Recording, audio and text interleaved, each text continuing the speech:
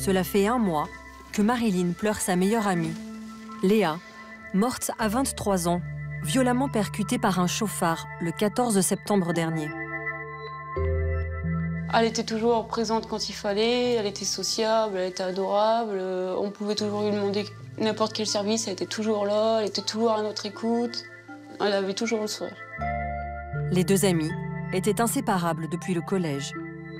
Ça, c'était l'année dernière. Elle était partie en vacances. Comme celle-là. Elle était belle. Léa, c'était ma meilleure amie. Partie trop tôt. Je l'ai appris par une collègue de football qui m'a envoyé un message en disant « Tu connais la personne qui est décédée ?» Et je revenais de travailler en plus. Donc j'ai dit « Non, c'est qui ?» Et c'est là qu'on m'a dit que c'était Léa. Bon, à partir de ce moment-là, j'étais bouleversée, quoi. C'était le coup de choc, complètement.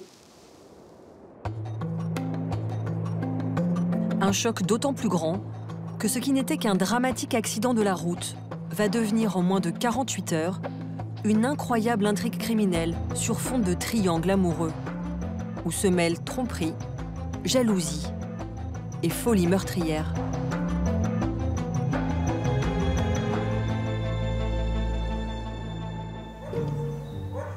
Léa Demany a grandi dans cette résidence d'Auxy-le-Château dans les Hauts-de-France. La jeune femme n'a jamais connu son père. Elle est élevée par sa mère, Ghislaine, décédée l'an dernier d'un cancer. Léa devient aide-soignante. Elle travaille dans un EHPAD. Elle rencontre son grand amour, Bernard Moulinier, en 2019, alors qu'elle est en panne de voiture.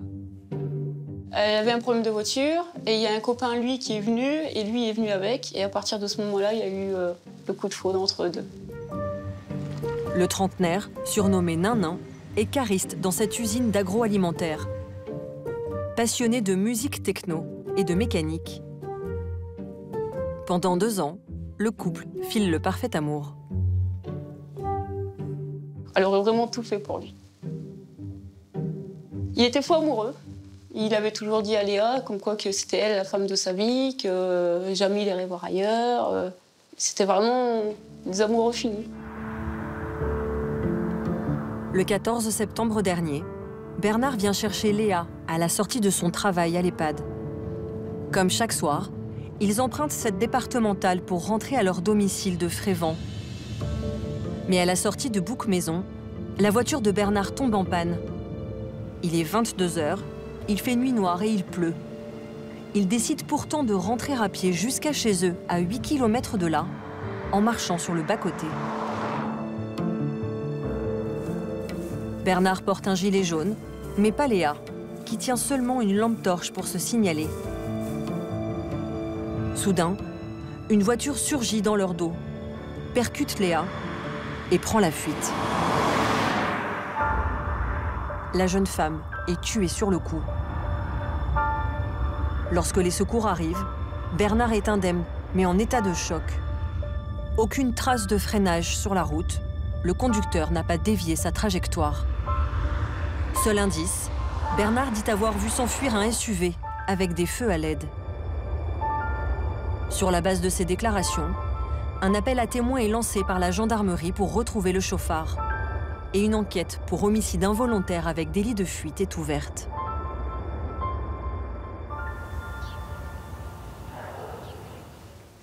Marilyn a été l'une des premières à échanger avec Bernard le lendemain du drame. Je lui avais envoyé un message savoir si c'était vraiment Léa qui s'était fait faucher et c'est là qu'il m'a répondu oui, qu'elle s'était vraiment fait faucher. Je lui ai demandé comment il se sentait et c'est là qu'il m'a dit qu'il était parti prendre l'air, qu'il n'était pas bien. Et là, il répond quoi quand vous lui dites que c'était volontaire le fauchage? J'en sais foutrement rien. Bah écoute, je suis vide.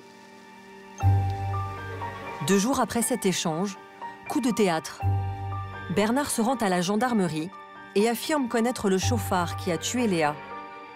Il accuse son ex-femme, Laura Doual. Elle a 29 ans et n'avait jusque-là jamais fait parler d'elle. Eva l'a bien connue au lycée. Elle faisait partie de la même bande de copines. Laura, c'était quand même une fille très sensible, très à l'écoute, très gentille, très calme, très posée. C'était pas quelqu'un de méchant, hein. Enfin, moi, je l'ai jamais vue se disputer ou autre dans la cour, ou même entre nous, ou avec des copines. Non. Laura se met en couple avec Bernard à cette période. Bien qu'elle soit bonne élève, elle arrête ses études à la fin de son année de première et tombe enceinte très rapidement. Moi, je sais que je l'avais croisée une fois devant le lycée, donc quand elle a arrêté les études, moi j'étais en terminale. Et elle était en début de grossesse, donc elle m'avait expliqué, ça se passait très bien avec Bernard. Je l'ai recroisée plusieurs fois après le lycée. J'étais super contente pour elle. Je voyais que tout roulait, qu'elle était en train de faire sa vie. Enfin, je l'ai trouvé très beau, très heureux, très amoureux. En avril 2012, elle met au monde un petit garçon et la famille mène une vie sans histoire. Le couple se marie même en août 2018 à Auxy-le-Château.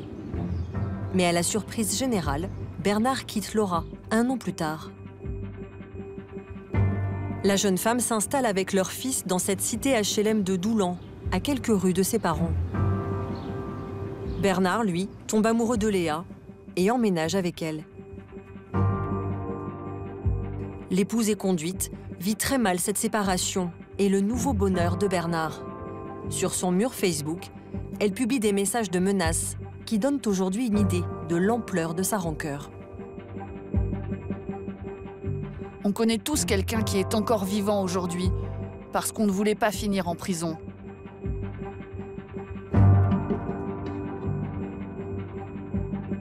Chaque fille a dans sa tête une salope qu'elle rêve de défoncer. Le frère de Bernard, Anthony Moulinier, et sa compagne ont vu Laura perdre pied. Ils ont même vécu quelques scènes de jalousie de leur ancienne belle-sœur. Léa et Bernard sont venus manger un barbecue à la maison. On a passé une super soirée avec mon frère et la belle-sœur, parce que je considère comme ma belle-sœur, parce qu'elle faisait partie de ma famille. Le lendemain matin, Laura m'a appelé en pleurant, puisque j'avais accepté Léa chez moi. Elle était jalouse de Léa? Oui. Ça, elle vous l'a dit aussi? Oui. Vous aussi? Dès qu'elle pouvait la critiquer, elle l'a critiquée de toute façon. Combien de fois on lui a dit « Pourquoi tu refais pas ta vie ?» Non, c'est Bernard, je l'ai dans le sang. Pour elle, sa vie a été gâchée, en fait. Mais de toute façon, elle a déjà plusieurs fois menacé Léa. Moi, elle me l'avait clairement dit, je vais la tuer, je vais la tuer. Elle espérait juste qu'il n'y a plus de Léa. Qu'ils quittent Léa et qu'ils reprennent leur vie d'avant. Un espoir entretenu par Bernard. Car 3 mois avant le drame, le couple s'était reformé en cachette de Léa. Bernard menait donc une double vie, perdu entre la mère de son fils et son nouvel amour. 2 jours après l'accident, alors que Bernard est hébergé par son frère, il découvre que la voiture de Laura est accidentée au niveau du capot et tachée de sang. Il décide de la confronter. Ils ont parlé dans la cour et pendant plus d'1h30. Et quand ils ont fini de discuter, Bernard est parti en furie. Et c'est là que Laura nous a dit « J'ai quelque chose à vous dire ». On est sortis dans la cour et là, elle nous a regardé, elle m'a dit « Pour Léa, c'est moi ». Elle m'a dit qu'elle en avait marre de la situation, qu'elle ne supportait plus tout ça. Elle voulait tout avouer à Léa, sachant que Léa n'était pas au courant qu'il revoyait Laura. Donc elle voulait tout dire, clairement. Et elle a vu la voiture à Bernard un peu plus loin sur la route, en sachant qu'elle avait les horaires de Léa, à quelle heure elle finissait le travail, donc elle savait que Bernard allait la rechercher au travail tous les jours. Elle est venue, elle a vu la voiture à Bernard, elle a continué sa route, et là, elle les a aperçus un peu plus loin, main dans la main, et elle a vu Léa au bord de la route. Donc comme elle nous a sortis, elle a eu un trou noir. Elle a foncé, elle n'a pas réfléchi. Donc là, elle nous a expliqué que Bernard allait à la gendarmerie pour savoir ce qu'il fallait faire exactement. Et de là, on a attendu, les gendarmes ils sont venus à la maison. Et ils l'ont menotté et puis ils l'ont pris, quoi. Oui, et devant les gendarmes, elle a dit « oui, c'est moi ». Laura réitère ses aveux en garde à vue l'enquête semble bouclée. Pourtant, dès le lendemain, l'affaire prend une toute autre tournure, bien plus machiavélique.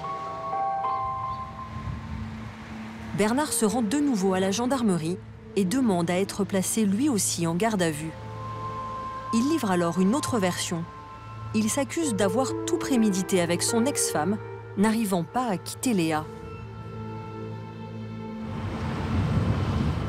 Ils auraient organisé une fausse panne de voiture sur cette route très dangereuse pour faire croire à un accident. Les amants sont mis en examen pour assassinat et placés en détention provisoire. Elle à la maison d'arrêt de Beauvais, lui à Amiens.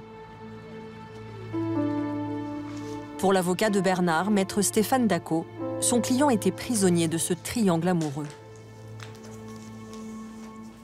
On est vraiment dans un dossier où on s'enferme un petit peu dans un mensonge, parce qu'on ne dit pas les choses, parce qu'on ne raconte pas la double vie que l'on mène, et qu'au bout d'un moment, l'accumulation de ces mensonges fait qu'on est complètement enfermé, et que d'un côté, on vous demande de rendre des comptes, on vous demande d'agir, et de l'autre côté, on est aussi, je crois, du côté de Léa, en quête affective et en fragilité, compte tenu de son histoire familiale, qui fait que c'est pas forcément, ça peut paraître paradoxal, mais il faut dire les choses, que c'est pas forcément facile de quitter une jeune fille qui est aussi fragile, quoi. Voilà. Et je pense qu'il s'est vraiment retrouvé enfermé dans cette multiplicité de dilemmes et de choix à faire, et qu'il n'a pas été en capacité de les faire. Voilà. Le mobile laisse songeur, et surtout, une question reste en suspens. Pourquoi se dénoncer une fois le plan exécuté? Bernard Molinier ne peut pas supporter de laisser Laura assumer seule ce qui s'est passé. Il y a deux choses. Il y a élaborer quelque chose, imaginer faire quelque chose et le vivre. Et je crois que Bernard Molinier explique clairement que lorsqu'il voit Léa percutée par ce véhicule, lorsqu'il voit l'état dans lequel elle se trouve, je crois qu'à ce moment-là, l'ensemble des éléments se reconnectent en lui et qu'il se rend compte de la gravité de ce qui s'est passé. Du côté de Laura, son avocate et ses parents refusent de s'exprimer. Mais tous laissent entendre qu'elle a été manipulée, qu'elle aurait agi sous l'emprise de son ex-mari, selon eux, seul cerveau de cet assassinat. Qui dit vrai? L'instruction pourrait être longue, car une dernière hypothèse se dessine, plus étonnante encore. Bernard serait en fait totalement étranger à la mort de Léa. Il l'aurait assuré à son frère juste avant d'aller s'accuser. Il me l'a clairement juré sur la tête de son fils. Parce que moi, il était chez moi, il m'a dit je vais me dénoncer. Laura n'aura pas les épaules pour faire de la prison. Voilà. Donc il veut tout prendre sur lui. Tout. Il veut la faire libérer dans tous les moyens qu'il aura. Il le fera de toute façon. Il est déterminé. Dans ses lettres, nous, ce qu'on lui envoie, il nous le dit clairement. C'est sa mère. Elle l'a porté pendant 9 mois. Il faut qu'elle sorte au plus vite. Quitte à mentir? Quitte à mentir. Il serait capable de tout. De tout. La seule et unique chose qui m'apporte, c'est que mon fils soit bien traité et qu'il retrouve sa mère rapidement. Et il n'a rien à voir dans tout ça. Moi, elle me l'a dit clairement. Il était au courant de rien. Il a vu que l'état de la voiture jeudi. Et c'est comme ça qu'il a compris. Il y a trop de trucs qui font qu'il est innocent. Malheureusement, je le sais très bien qu'il est innocent. Ça reste peut-être mon frère, mais je le sais très bien qu'il est innocent. De plus, contrairement aux déclarations de Bernard, la panne de voiture ne serait pas fictive. C'est son voisin et ami qui a dépanné son véhicule dès le lendemain. Nous avons réussi à le joindre par téléphone. Et le lendemain, oui, c'est moi qui ai été chercher la voiture. Alors effectivement, la voiture, quand on est arrivé, j'ai essayé de démarrer la voiture, elle ne démarrait pas du tout. J'ai inversé les relais. Et j'ai pris un relais, j'ai remis un relais, et la voiture a démarré. Le relais est une sorte de petit boîtier qui commande les circuits électriques du moteur. Mais ça veut dire que c'était mal mis ou ça avait été défait? C'est quoi l'idée? Ah non, c'est le relais qui était carrément grillé, donc on ne pouvait rien faire. Ce témoin n'a pas encore été entendu par les gendarmes. Pour l'heure, Laura et Bernard maintiennent leur version du meurtre prémédité. Ils encourent la réclusion criminelle à perpétuité.